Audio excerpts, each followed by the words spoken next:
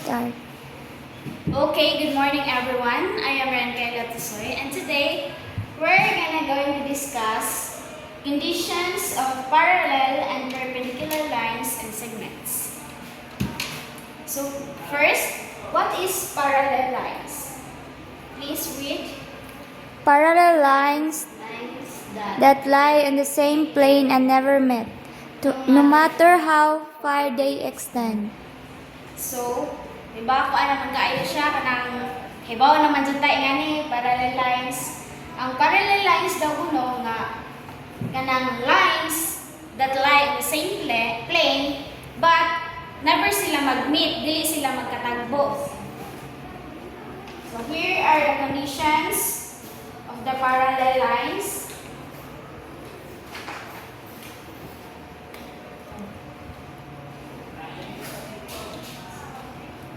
Please read everyone. The lines must be Ari pod ma'am, kay di maklaro ma'am. The lines must be equidistant from each other at all points.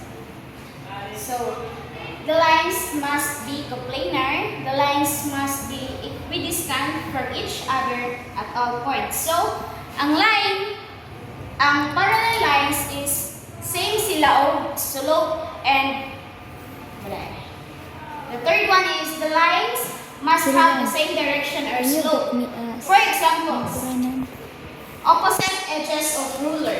Di ba makabantay mo sa edges sa ruler karang iyang isig katumoy? Yes. Same sila pero dili sila magkatagbo.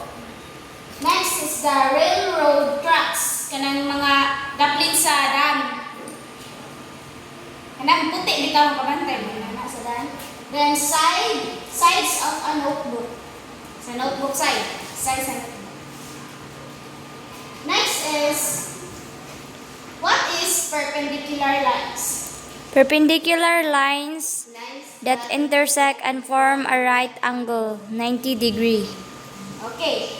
Ang perpendicular lines daw kuno, lines that intersect and form a right angle. So, magkatagbo sila. Naka-form siya og 90 degrees nga angle or right angle kanang L bitaw siya. L og forma nga siya. Conditions. First, we have the lines must intersect at exactly one point. Second is the angle formed by their intersection must be 90 degrees. Then the third one is in coordinate geometry, their slopes are negative reciprocals of each other. The product of slope is -1. So, may bawaan na to. Ang slope nila, if ang slope sa pikas, for example, ang slope sa pikas is 2. Mangita kag laing value nga imong i-times nito nga mo equal siya og -1. Muna siya ang ilhanan sa perpendicular. Ang example sa perpendicular is the corner of a book or wall. So, barahin na corner siya sa atong book. Nag-intersect siya. The next is the intersection of two roads. Nagtatagbo nga roads. Nag-cross bitaw siya.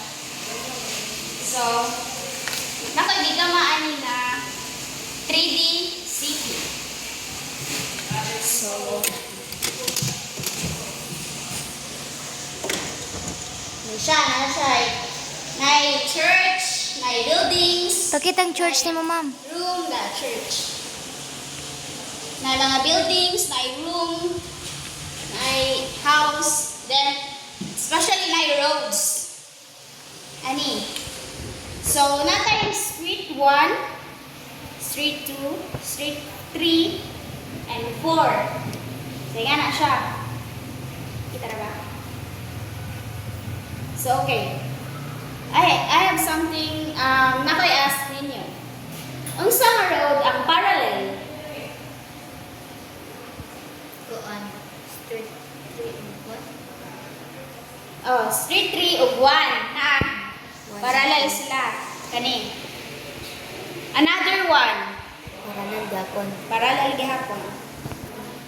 2, 8, 4, 2 ug 4. 4. Okay. Parallel si street 1 ug si street 3. As long as si 2 ug 4. So next is unsa nga street ang perpendicular to each other. Kanang nagkahinagbo kani side. Street 4 ug street 3? Kani 4 ug 3 kani siya. Ang intersection nila. Oh. Nag-form ug right angle. Then ka na sang kuan, street 2 ug street. 2 ug 3 gihapon. Oh. Kani Ma-intersect man si sa Jillian. Sa segment is, we know naman ang segment is kanang finite ra niya height, kumbaga fix. Dili bitaw para sa parallel nga largo, infinity.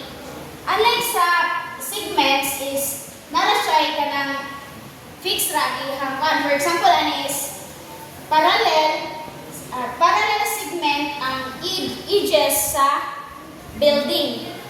Kay kuan naman siya fix. Another is ang wall sa atong church na parallel segment. Ano to siya? Mura to, ma'am?